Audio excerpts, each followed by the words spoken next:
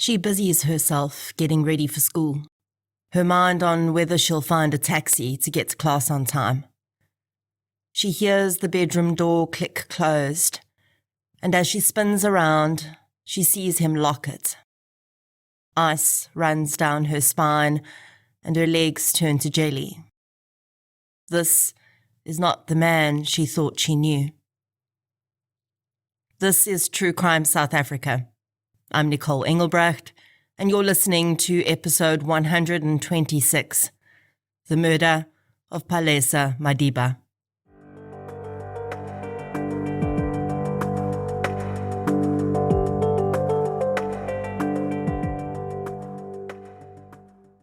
This episode is sponsored by AdBot. Running this podcast is time-consuming, and, well, it's just me trying to get it all done. To keep True Crime South Africa up there as a chart-topping podcast, I can't afford to spend time managing my own online marketing campaigns like Google and Bing. Thankfully, there's AdBot. AdBot manages your Google and Bing ads, optimizing them around the clock. All you do is choose your monthly budget and let AdBot do the rest. If you're a fellow one-person team like me, visit myadbot.com to sign up and enjoy 3 months free. Use promo code TRUECRIME at checkout. A huge thank you to AdBot for sponsoring this episode. Since 2019, True Crime South Africa has been telling the stories of the victims of violent crime in South Africa. The podcast is independent. That means no big or even little corporates fund it. And that's just the way I like it. And it's the only independent podcast in South Africa that consistently charts in the top 10. Keeping a podcast like this going is time-consuming. And for the most part, it remains a one-woman process. It's me. I'm the one woman. You, yes you, are the reason this podcast continues to flourish and help bring in tips on missing person and cold cases. If you'd like to help keep the show running, please consider supporting our sponsors, signing up to Patreon or PayPal, follow the show on the socials, as the kids say, and share it with your fellow partners in crime. You can find our social links and learn more about our sponsors at True Crime South Africa/donate. Shout out to this week's Patreon and PayPal superstars. A huge thank you goes out to Alison Boswell, David Arnott, Kelly Allen Wilson, Kaylee, Annemie Prinsloo, Eric Weppenaar, Charlotte van Leeuwen, Carol Cole, Jeanette Marshall, Graham Oberholzer, and Shanae Botma, who's been patiently waiting for her shout-out. Thank you so much, everyone. Patreon supporters get one additional exclusive episode a month, a shout-out on the pod, and other exclusive content, including Q&As with me, as and when it's available. It's a minimum of $1 a month. I think you should do it. Please. And thank you.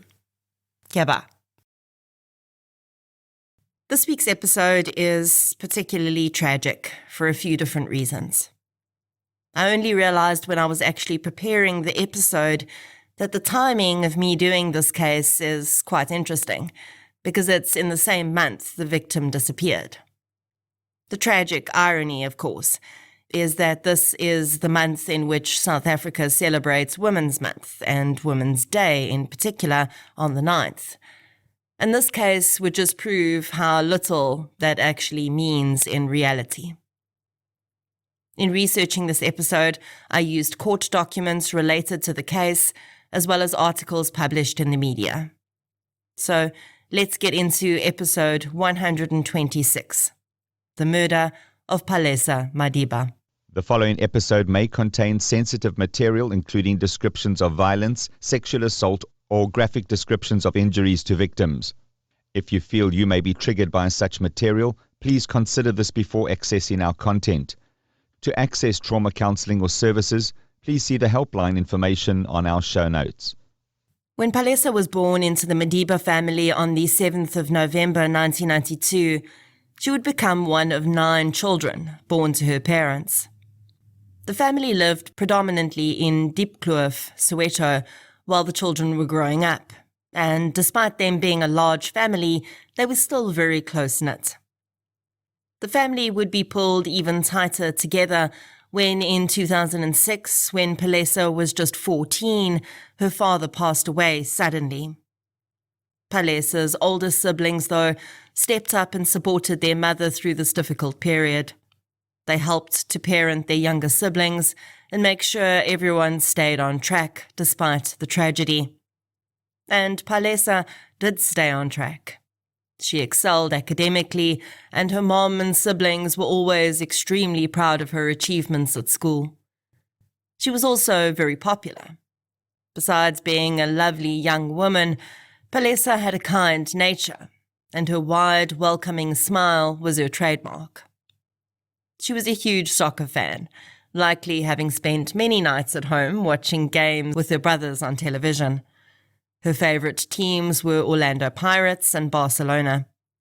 She also enjoyed diverse pastimes, including tennis, volleyball, ballroom dancing, and netball. Palesa had her eye on finance as a field she wanted to work in when she left school, so when she matriculated, she enrolled at the University of Johannesburg to study a Bachelor of Commerce in Accounting in 2011. Palesa did just as well at university as she did at school, and by 2013, she was well on track to completing her bachelor's degree. Although Palesa had a pretty large group of friends, one of her best friends was someone she'd known since she was in primary school. Tsidi Mkonazi lived with her grandmother and some of her extended family in Pidi, Soweto. In 2013, Women's Day fell on a Friday, which made it a long weekend. Before I go any further, I think it's important to acknowledge the reason that Women's Day was actually created as a holiday in South Africa. Because I know I said in the beginning, it's a day that's come to mean very little, but that's a bit unfair if you consider that the day actually has 2 sides to it. The actual day is a commemoration of a 20,000-strong march of women to the Union buildings in 1956 to protest the law at the time that forced people of colour in South Africa to carry passbooks. The legislation was a tool of control by the apartheid government to further restrict the movements of people of colour within urban areas. The day is a celebration of these women taking a stand against these inhumane laws and the governments that attempted to enforce them. It's also a day on which all of the sacrifices that these women made to contribute toward the eventual abolishment of apartheid are acknowledged. After this day was made a national holiday, and as the years have gone by, the day has also adopted additional significance, in that it's now seen as a day, and on the greater end, part of a whole month, in which we celebrate women in South Africa and acknowledge their achievements, the challenges they face, and what they add to our country. Unfortunately, it's also become a day and a month which stands in stark contrast to many of the ongoing issues we see in this country against women, including them being the predominant victims in gender-based violence and intimate partner violence. On the day that South Africa celebrated Women's Day in 2013, the women in Palesa Madiba's family were treated by Palesa's oldest brother, who took them out for breakfast. While they were out, Palesa mentioned that she'd been invited to a birthday party at Tsidi's house that night, and she planned on staying at her friend's house the whole weekend, and she'd go straight to her university classes from there on Monday morning. After the family wrapped up breakfast and made their way back to the house, Palesa's brother offered to drop her off at Tsidi's house, but she turned the offer down and said she'd take a taxi when she was ready to go. Later that day, Palesa said goodbye to her mother and siblings, and headed out to the Mkhwanazi house. From most accounts, it appears that the party went off without a hitch, and Palesa spent the rest of the weekend with Tidi. On Monday, the 12th of August, Tidi's grandmother said that she'd left the house for work at 6:30 a.m. Tidi then left at 7 a.m. and said that she'd said goodbye to Palesa and her friend was making the bed that she'd slept in at the time. She told Palesa to lock the house when she left and leave the house keys in a specific location in the garden where they'd regularly leave the keys. Palesa said she was going straight to university from Tidi's house, and her friend said she'd phone her when she got to work and check in. At 9 a.m. that morning, Tidi arrived at work and tried to phone Palesa. Her friend did not answer, and although she tried throughout the day, Palesa's phone continued to go straight to voicemail, which was very strange for a young woman who hardly ever missed a call. During the day on Monday the 12th, Palesa's family were unaware that anything was amiss. She had, after all, planned to go to university straight from Tidi's house and would only be expected back that evening after her classes finished. But when Tidi Mkhwanazi arrived home at around 6 p.m. that evening and told her grandmother that she'd been unable to get hold of Palesa the entire day, the older woman was concerned too. As they sat chatting, they heard one of the tenants that lived in the back rooms on the property come home. The young man was also a family member of the Mkhwanazis. 36-year-old Dumesani Mkhwanazi was Tidi's uncle. He'd lived on the property for some time and had known Palesa as long as Tidi had, as the two girls had grown up together. The two women called Dumesani into the main house and asked if he'd seen Palesa at all. He said he'd seen her leave that morning and described what she was wearing, a turquoise jacket and blue jeans. After hearing this, Tidi called Palesa's family and asked if she'd made it home or if anyone there had heard from her. The Madiba family had just been starting their evening, preparing dinner, expecting Palesa to walk through the door at any moment when the call came in. Confusion reigned as members of the large family called one another, mapping out when last each had had contact with Palesa. No one in the family had spoken to her that day. Knowing that she'd been headed to university that morning, her sisters reached out to some of her fellow students, and none of them had seen her in classes that day either. By the time darkness had fallen over Johannesburg, Palesa's family was headed to Moroka police station, where they would meet with Tidi to open a missing persons case for Palesa.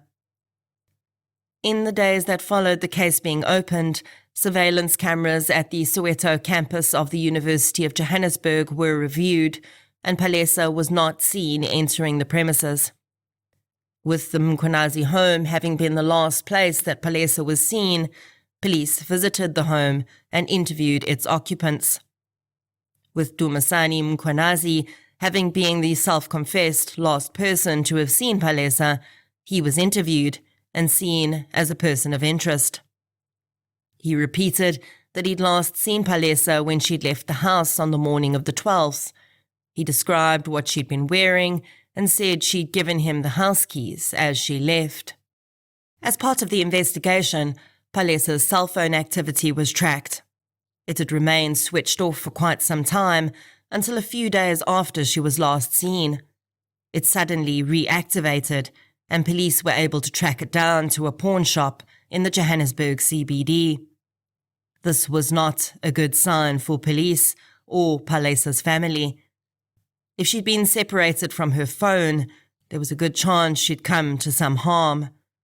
But without any proof, her family could only hope for a positive outcome while police continued to investigate. The first time Palesa's disappearance made the news was a week after she went missing. The campus of UJ that she attended was abuzz with the story. Posters displaying Palesa's picture fluttered in the wind against walls of classrooms, and the young woman's friends racked their brains for ideas of what could have happened to her. After that first buzz of activity in the week after Palesa's disappearance, her case went very cold, very quickly. Then, more than a month after Palesa disappeared, a tip came in to police officers as well as several of Palesa's family members. In the tip, a woman living in Dobsonville, Soweto, claimed that Palesa was living in a house with 4 young men. She provided an address for the house she claimed Palesa was at, and police reacted very quickly, arriving at the home but finding it unoccupied. After several hours of staking out the house, 4 male residents did return to the home and police closed in. They questioned the young men for hours and eventually discovered that the tip had been false. The woman who'd given the tip was arrested and admitted that she'd lied to cause trouble for the 4 men with whom she'd had an unrelated issue. The woman was charged with providing police with false information and handed down a suspended sentence. Possibly the most heartbreaking part of this fake tip was that the woman had contacted Palesa's family as well. If she'd only given the tip to police, while that still would have been bad enough and still would have wasted police's time, they could have looked into it and disregarded it, and the family never even had to get their hopes up. I cannot imagine why a person would do this to a family who's already in such a difficult position, and I honestly hope this woman is remorseful for what she did. Later that month, a discovery in Jabulani would revitalize the investigation, but presented a situation that would cause Palesa's family further distress.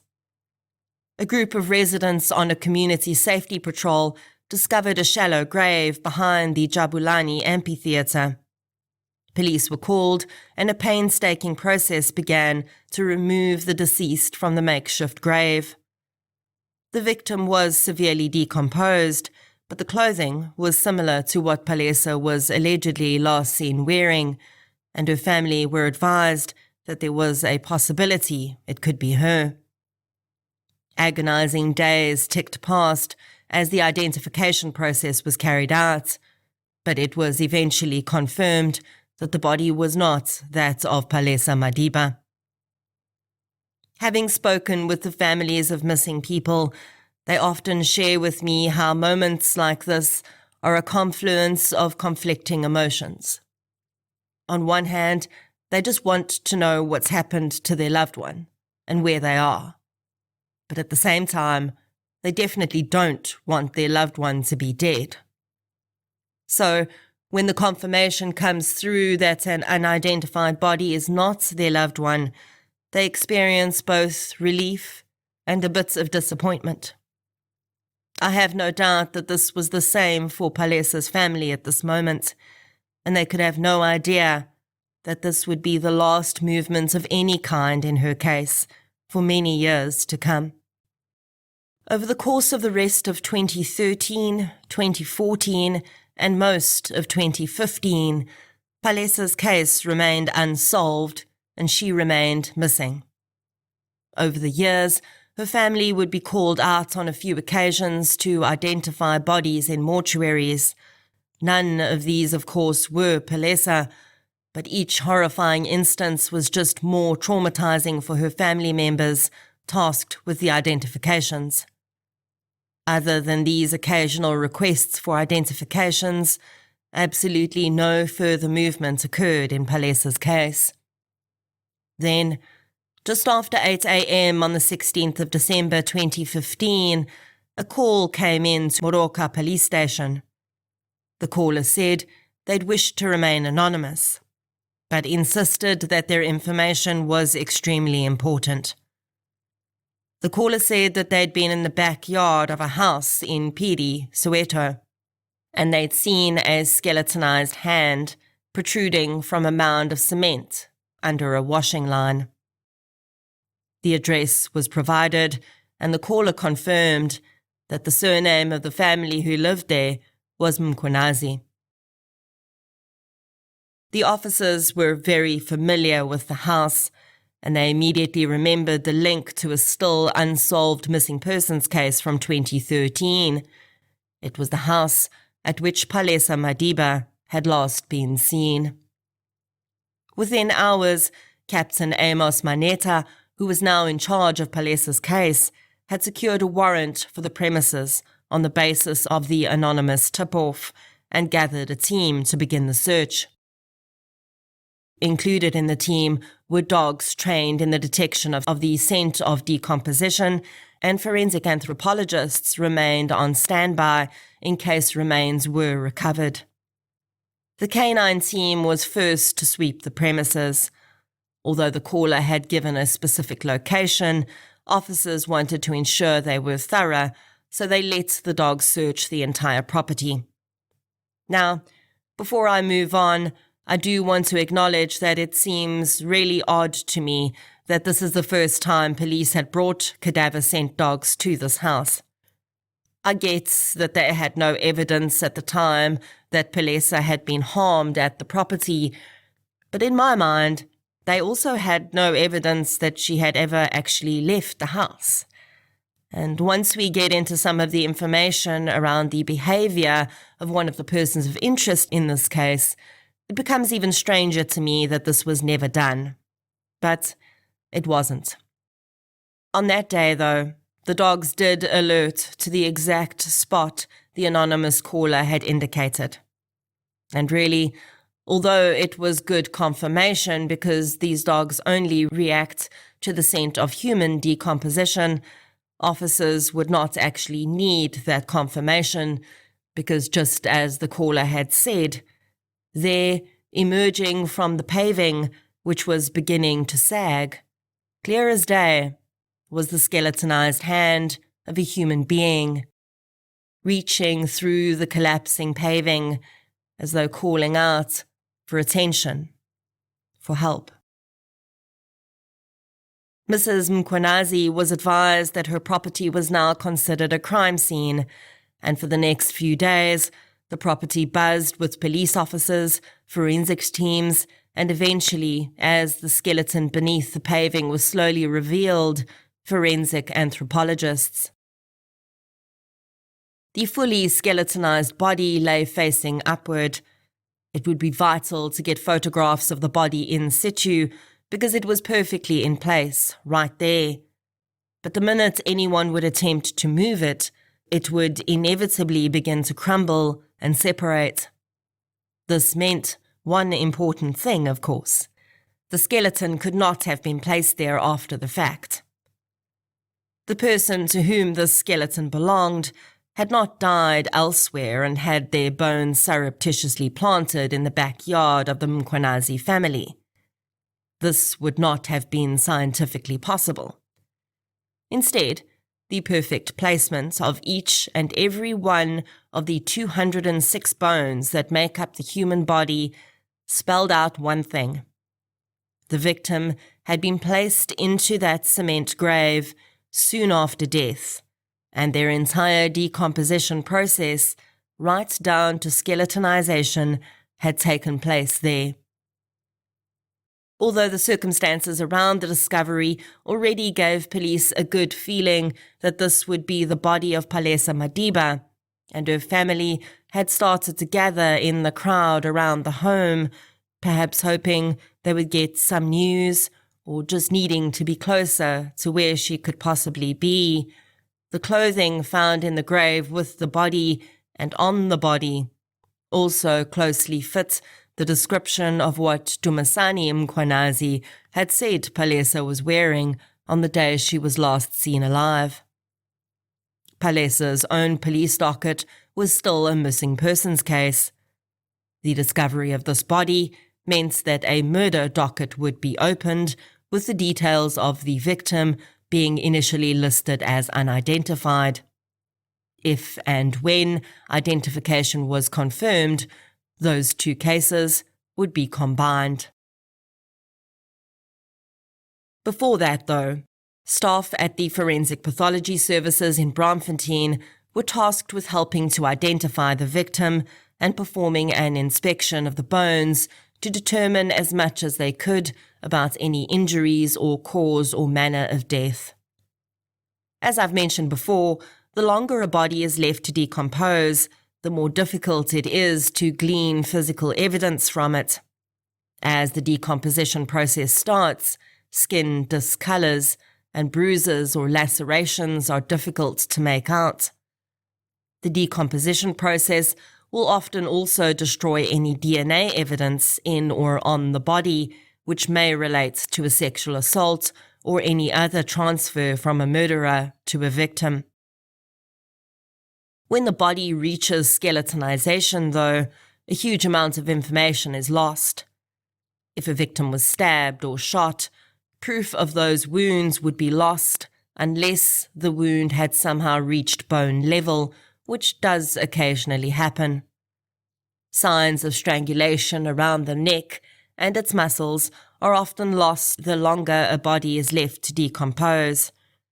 As we know, the hyoid bone is sometimes broken during some types of strangulation, but the hyoid bone is also quite unconventional in the body as far as bones go, because it's not attached to any other bones. It's attached only to ligaments and cartilage, which will decompose, and the hyoid will often fall away. Of course, blunt force injury, if the blows are severe enough to break bones, will still be evident, even if only a skeleton remains. But it wasn't just a cause and manner of death that the scientists at the medico-legal laboratory were being asked to determine that day. As they stood over the bones recovered from the home in Piri, one of the most important determinations was identity. Very often, when bodies cannot be identified by fingerprints or visual means, one of the easiest ways to make a provisional identification is through the means of dental records. Given that the bulk of our population in South Africa does not have access to regular dental care, here things work a little differently with dental identifications. Often, the family of the missing will be asked to provide a high-quality photograph of the missing person, smiling, with their teeth showing. Then, that photograph will be enlarged as far as possible so that scientists can use the unique structure of the missing person's teeth to compare to the teeth in the skull recovered. In the beginning of this episode, I told you that Palesa's beautiful wide smile was one of her most memorable characteristics. It would also be one of the characteristics that would contribute to her identification. The minute Palesa's family had seen photographs of the bones that had been recovered in the backyard in Piri, they said they'd known immediately it was Palesa from the teeth. And 2 weeks after the recovery of the skeleton, on the 29th of December 2015, police arrived at the Madiba home to confirm just this. Through various methods, they had confirmed that the remains recovered were indeed those of Palesa Madiba. Her missing persons case was now a murder case. The inspection of Palesa's bones also revealed a likely cause of death. A crack in her skull indicated she must have sustained blunt force trauma. Sadly, though, if the Madiba family thought that this breakthrough would lead to the arrest of the person who'd killed Palesa, they would have to wait even longer for that. Looking at this case as an outsider, it seems almost ridiculous that the main person of interest when Palesa had gone missing, the man who'd been the last to see her, would not immediately have been arrested when her body was recovered on the same property he lived on. It may also seem easy to assume that police just weren't interested in resolving this case. But it really does seem, when we look a little deeper, that this is just one of those cases where time had to pass in order for evidence to be revealed. We occasionally see cases where it seems obvious who the offender is, but there just isn't enough evidence to prove it in a court of law. As I've said before, What you know and what you can prove are often two very different things. Captain Amos Maneta had a deep suspicion that Dumisani Mkhwanazi was somehow involved in Palesa's murder, but he didn't have enough evidence to prove it yet. And the more the captain started to ask around about Dumisani, the more he realized that pinning the man down was going to be more difficult than he'd thought. It emerged during his investigation that Dumisani Mkhwanazi was a rather feared man in the local community. The man had 5 children with 5 different women, and many believed he was someone who was above the law. He also had a reputation for always being armed with illegal firearms. Dumisani also had a record, although it had only served to contribute to his reputation of being above the law. In the years after the discovery of Palesa's body, Dumisani appeared in court for a murder charge, but it wasn't for Palesa's murder. He was charged with shooting a man in a tavern at point-blank range in front of an entire room of people. Despite the plethora of witnesses in that case, though, by the time the case got to court, not a single person was available to testify, and Dumisani was acquitted in that case.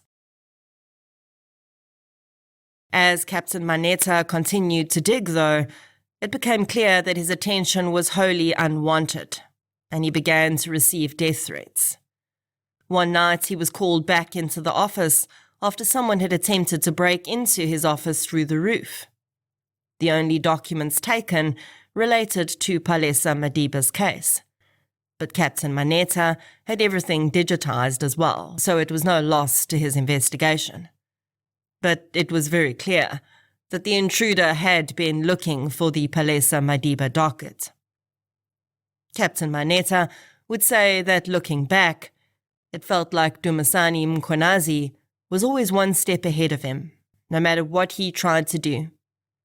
But soon, time would run out for the man, and someone would speak out. 6 years after Palesa disappeared, Captain Maneta received a telephone call that would blow the investigation wide open.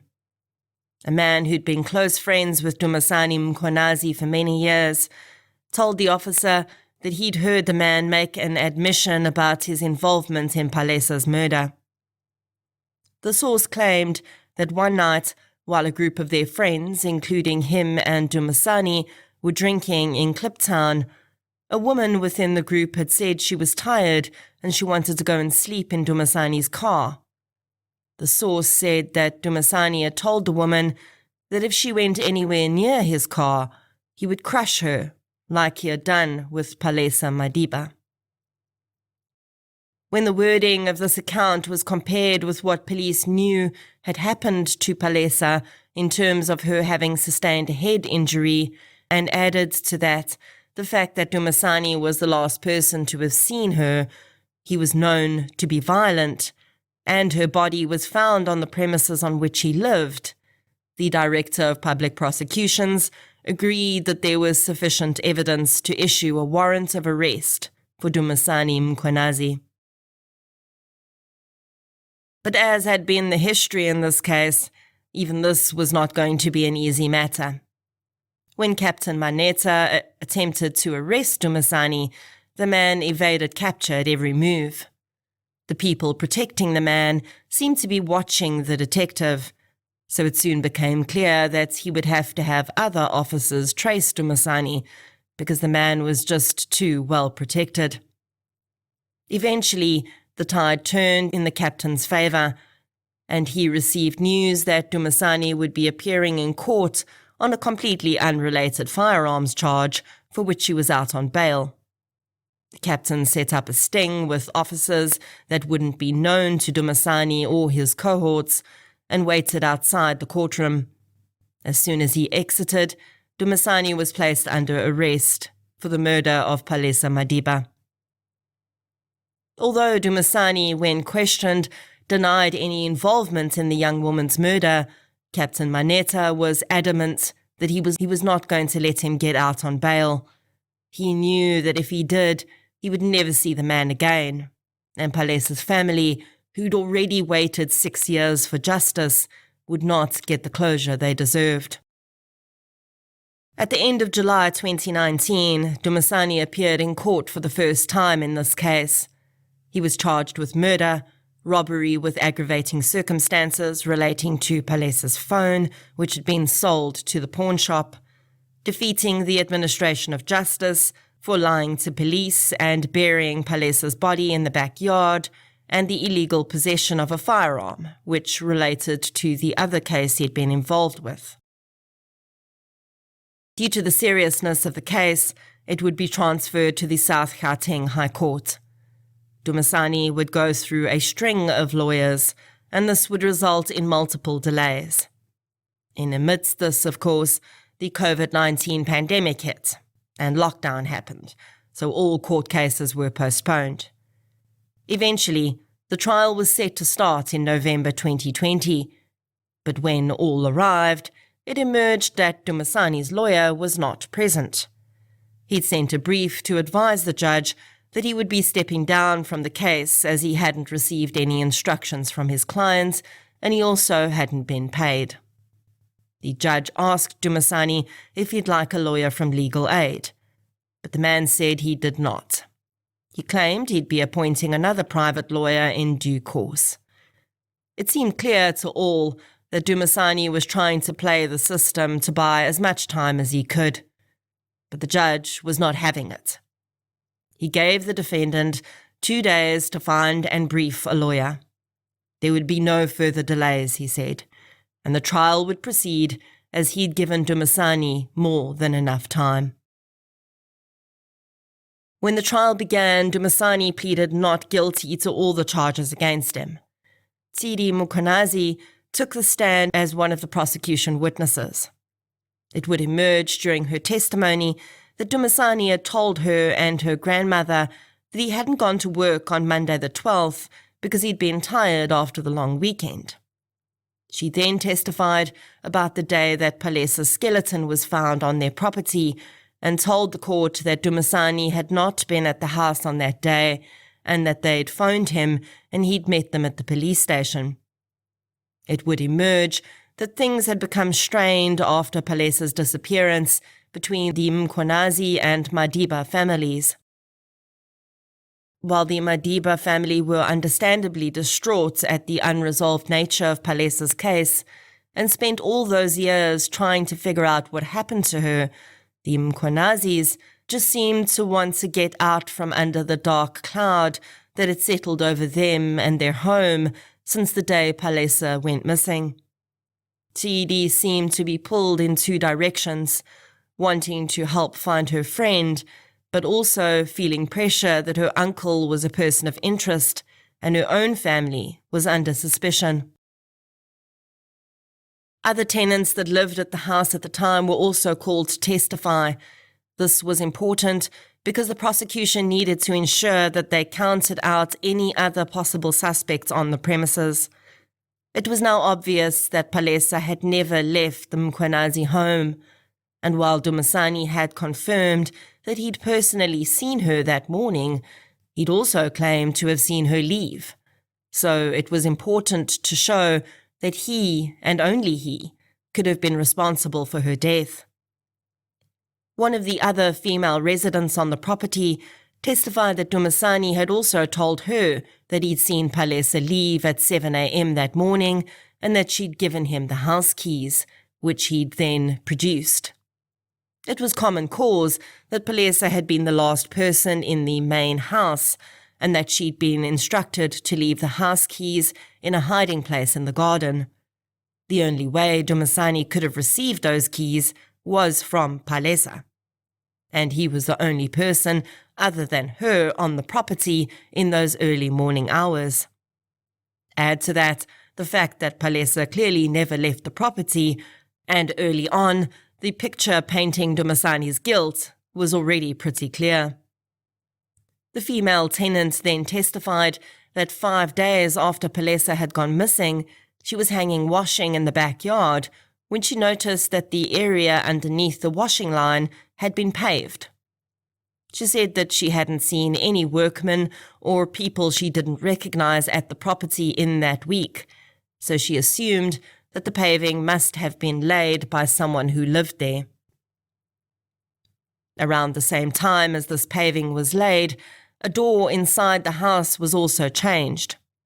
This was done by a man who'd done DIY work at the home before. He would testify that when he'd done that job, he'd noticed that the paving had been laid underneath the washing line. He said the paving was laid unevenly, and in one spot there were 4 coloured bricks laid together, and that this was at an angle. He'd asked Dumasani about it, and said that he could redo the paving to make it look better. The man testified that Dumasani had appeared irritated at the suggestion, and said he'd done the paving himself, and he'd done it like that for a reason, because water often pooled on one end of the section, and the bricks were there to stop that.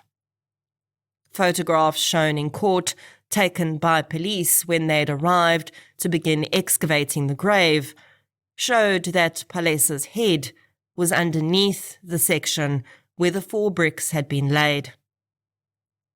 In cross-examination, Dumasani's lawyer would deny that Dumasani had ever told the man he'd laid the paving, but the contractor was insistent and said that there was no way he'd imagined that, nor any reason why he would lie about it.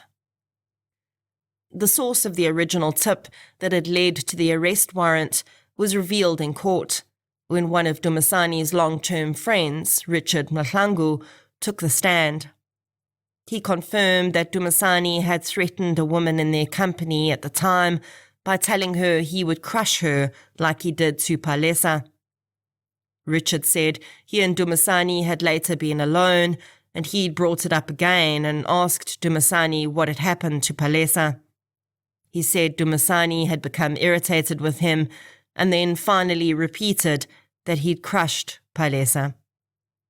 Richard also told the court that he'd been around both Dumasani and Palesa on a few occasions at get-togethers at the Mkhwanazi house, and Dumasani had commented on Palesa's appearance a few times, telling Richard that he was very attracted to the girl and thought she was beautiful.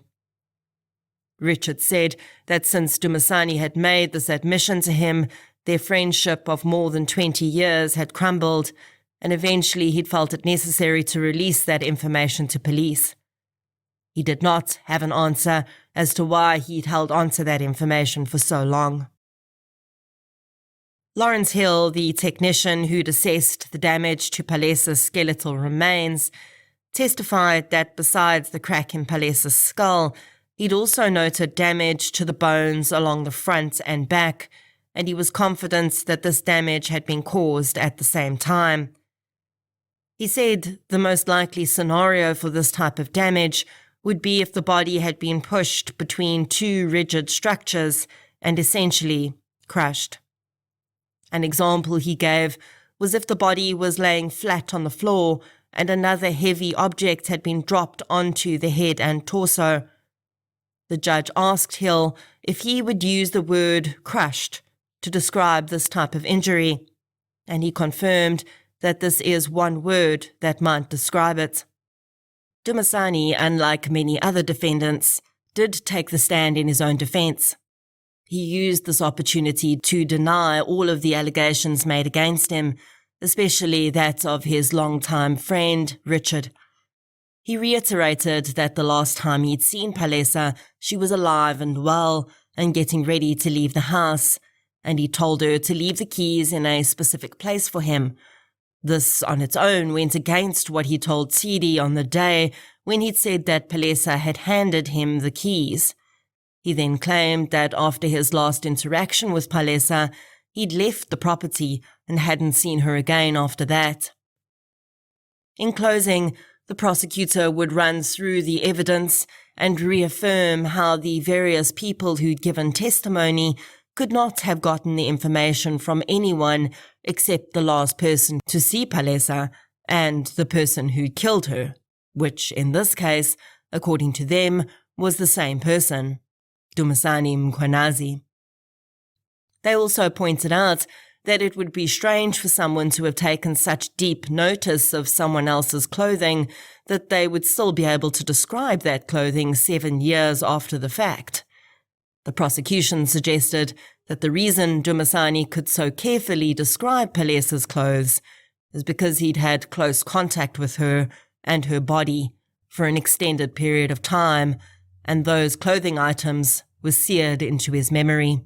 It did emerge during the trial that a rope had been found inside the grave with Palesa's body.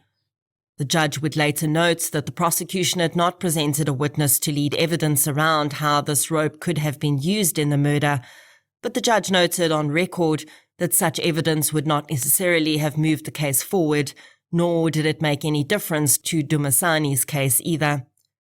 Had any type of strangulation taken place, that would not have been known to pathologists because there was no tissue or muscle left on Palesa's body by which to judge that. The rope could also have been used to tie Palesa up, or it could have been used to drag her body to the grave that had been prepared for her. With both sides resting their cases, on the 4th of December 2020, Judge Manyati announced that he had found Dumasani Mkhwanazi guilty of murdering Palesa Madiba. He found that no other party could reasonably have been responsible for her murder, and that those who'd given evidence did not have any reason to lie and wrongly implicate Dumasani. 3 months later, in 2021, almost 8 years after Palesa Madiba was murdered, the judge handed down his sentence. Dumasani Mkhwanazi was handed down 20 years for the murder, 3 years for the theft of her cell phone, 8 years for defeating the ends of justice, 10 years for being in the possession of an unlicensed firearm, and 2 for the ammunition. Because the firearm charge related to a separate case, his effective term of imprisonment was 31 years, with 1 year of the ammunition charge being suspended. The judge pointed out that Dumasani had had several opportunities to take the court into his confidence and explain what had happened on that day, but he had chosen instead to continue lying and denying the clear evidence that was put before the court. The judge also felt that the crime was made worse by the fact that Dumasani's niece, Chidi, had been close friends with Palesa, and he'd seen both Palesa and Chidi grow up in front of him. As a result, Palesa would have trusted him and likely never would have suspected that he would be dangerous to her. The judge said, quote, "The death of the deceased is a glaring loss to her family and friends. The unfortunate part of this is that your family will be able to visit you in prison. They will be able to talk to you and to touch you, unlike her family, who will look at her photos, videos, and listen to her voice notes. You had enough time to think about how to dispose of Palesa Madiba's body. You treated her as if she was less than human by burying her like a dog in your yard, despite the fact that she was treating you as her uncle. You are not remorseful." End quote. He continued, "The deceased has been deprived of the love of her loved ones. You didn't only take her life, you completely disregarded the sanctity thereof and what life meant to her and those who loved her. Most of all, her mother. In the course of murdering her, you gave the impression that she left to attend classes, while knowing that you had buried her in a shallow grave." End quote. Alluding to a possible motive, which of course had been on everyone's mind, the judge said that Dumasani had robbed Palesa of her dignity in life, and then continued with that disregard for her by disposing of her body in a shallow grave while her family searched high and low for her. Of course, due to the skeletal condition of Palesa's body, there was absolutely no way to tell whether she'd been sexually assaulted, but the evidence about how Dumasani had regularly told people he was attracted to her and his conduct in day-to-day life in regard to women led many to believe that this murder was sexually motivated, and that sadly, there's a very good chance that Dumasani had killed Palesa after raping her because he knew that she would go to police. He probably also knew that she had a large, supportive family who would not hesitate to back her in laying charges against him. Through social workers and in their own statements in the media, the Madiba family expressed how deeply they'd been impacted by what had become an almost decade-long nightmare for their family. Her siblings all suffered in different ways. Her brothers took responsibility on themselves for not having protected her, although, of course, it's in no way their guilt to carry. Her mother said that her entire life had been turned on its head, and she felt like everyone had been on pause for the 8 years since Palesa had disappeared. She said she didn't know if the sentence would change that, and only time would tell. She also shared that the family had closed ranks, and they now found it really difficult to trust anybody outside of their home. Palesa's sisters, who'd been at school or university with her when she disappeared, said that they all struggled to continue with their studies and concentrate because they felt like everything was pointless if any of their lives could just be ripped away at any moment. Although the family's relationship with the police had ebbed and waned over the years, they had only praise for Captain Amos Maneta, who they said had fully committed himself to getting justice for Palesa, even when his own life was threatened. One of the things that really stands out for me in this case is the importance of the people who came forward. Each time someone found the courage within themselves to stand up to Dumasani and do what was right, the case moved forward. And really, if it wasn't for these people, I do wonder whether Palesa would ever have been found. And perhaps Dumasani would have gone on to do this to someone else. Whenever I look at cold cases for this podcast, I get the strong feeling that in those cases too, someone out there undoubtedly knows something important. And I think this case is testament to the importance of finding the courage within us, regardless of how scared we may be, to tell the truth and do what is right on behalf of those like Palesa who can no longer help themselves. There is so much tragedy in this case. I find it difficult to imagine how Palesa must have felt in the moment she realized she was in a dangerous situation. The Mkhwanazi home was like a second home to her. She'd known these people for so much of her life. She must have seen them as family and felt as safe there as she did in her own house. But as we see in so many cases, often the most dangerous people can be found in the place in which we feel the safest. Dumasani Mkhwanazi was undoubtedly arrogant from the start. He thought that Palesa's body was his to do with as he pleased, that she was nothing more than a possession and could be discarded in what he thought was a clever way.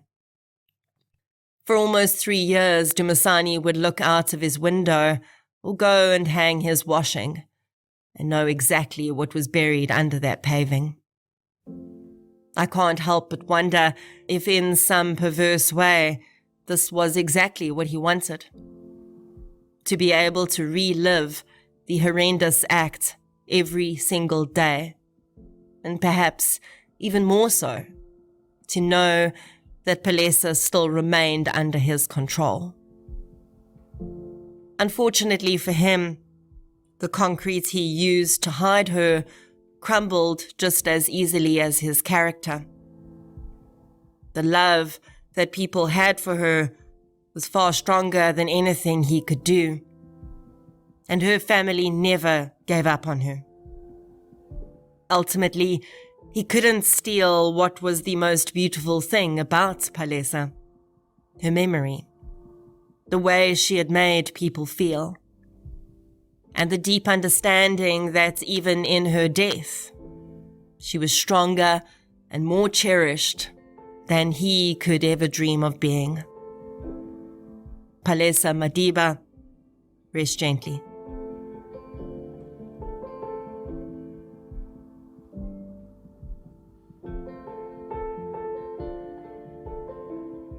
If you'd like to hear more victim-focused true crime content, please subscribe to True Crime South Africa on Spotify or the platform you're using to listen right now.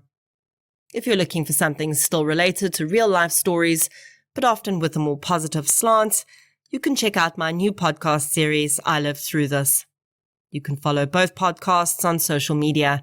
We're on Facebook, Twitter, and Instagram. I'll be back next week with another episode. Until then, thank you for your support, and I'll chat to you soon.